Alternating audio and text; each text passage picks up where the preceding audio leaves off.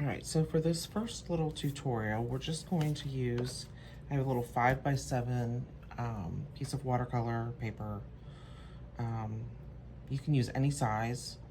It's cold press. And we're just gonna play more with water and a little with paint. And we're gonna practice what we call the wet on wet technique, which means we're gonna make parts or the paper wet before we add color.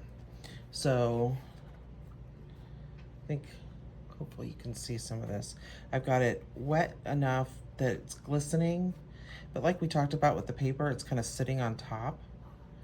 So sometimes with the cold press, you don't need as much water. It's pooling a little bit down there, but I'm gonna pick, I think I'm gonna pick just two colors. I'm gonna go with the yellow here and just make your circles and drop in whatever color you want. Okay.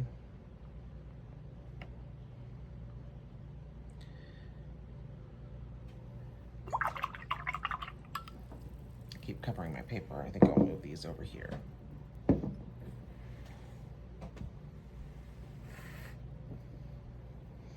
Okay.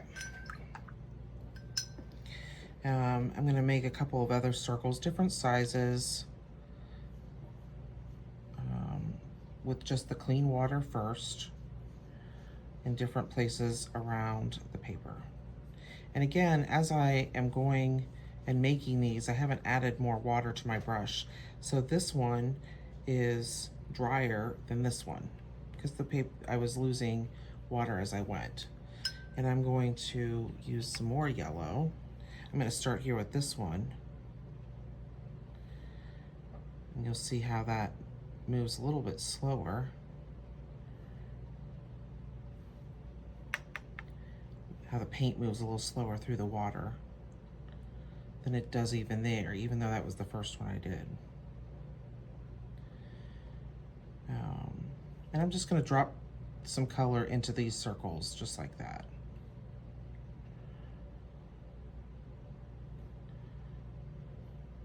And they're all still somewhat wet, but you can tell as that area gets drier, the paper or the paint will move slower.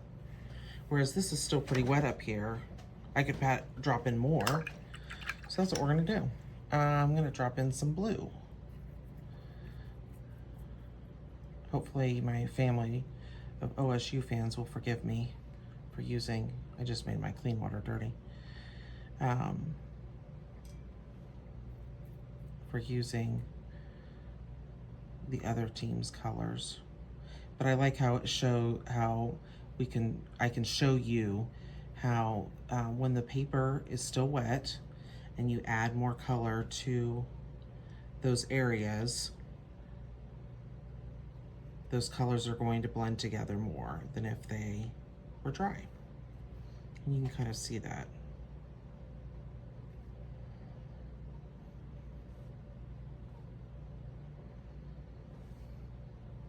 Look at that one, it hasn't even really changed at all because it's not as wet right there.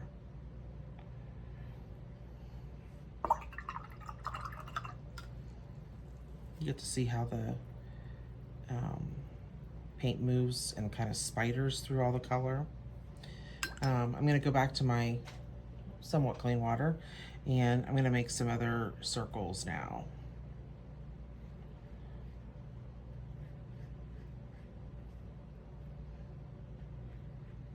You could use other shapes too. If you're a big fan of triangles, you go for it. Make triangles. And now I'm going to take that same blue right now and drop that in.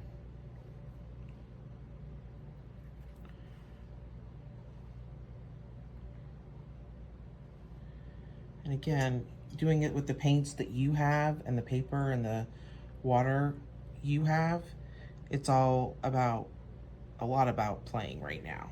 You're trying to figure out not just if you like doing it, but a little figure out your supplies. See how the paints move differently, how the water absorbs on the paper. Um,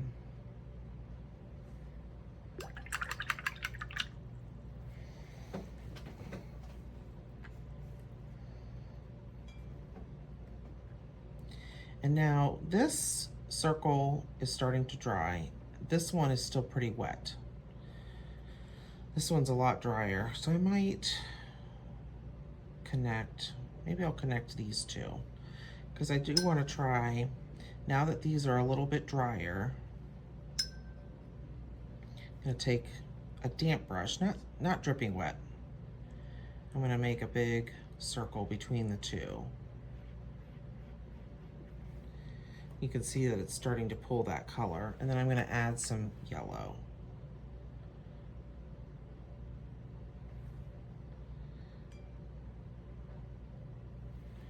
I'm going to modify this shape just a little bit. See how that got really dark because it wasn't wet over there? But I needed to fix the shape. That would have bothered me. Now they're just sort of smooshing in together. We'll take some more yellow. We're going to connect this one that's still pretty wet and this one with some, so it's not going to be water first. I'm going to use the wet paint to connect the two that way. And you can see how that turned green. It blended right away.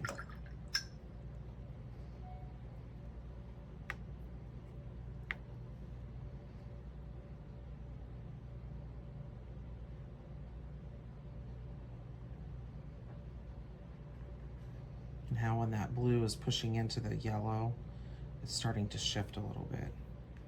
I don't know, I just think that this is fun, and I think if you really wanted to have some cool looking art hung up somewhere in your house, you pick colors that go with your house, with the things that you have decorating, you could make this hang-upable.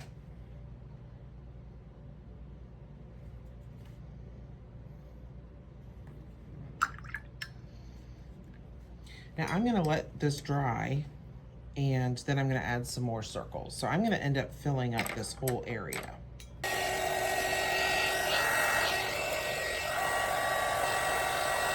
Now for you, you can take this, you can be done. You could say, wow, I like how these are mixing in together and all of that. I'm just gonna add a big piece of paint stuck there.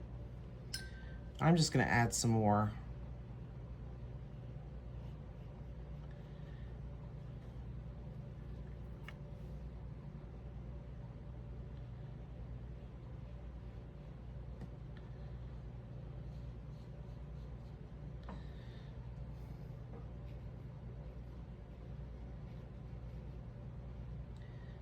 and this was mainly a wet on wet practice, which I'm not doing right now. I'm doing wet on dry, but the idea was in the beginning to kind of see how those meshed and mixed together.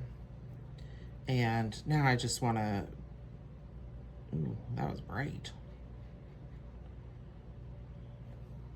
I'll tone that down just a little bit. I think I picked a different blue. Maybe not, but.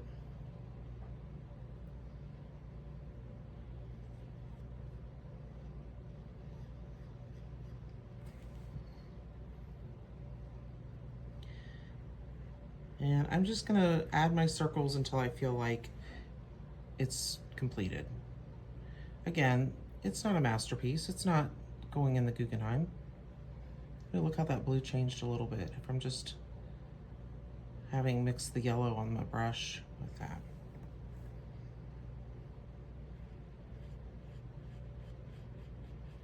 Ooh, that's cool. See how green it's turned? Okay. I mean, that's really that, it's really that simple. So this first little tutorial is just to help you practice some wet on wet and seeing how your paints reacted to the water um, to create your little circle masterpiece. I like it. Hope you did too. We'll see you next Wednesday for Watercolor Wednesday.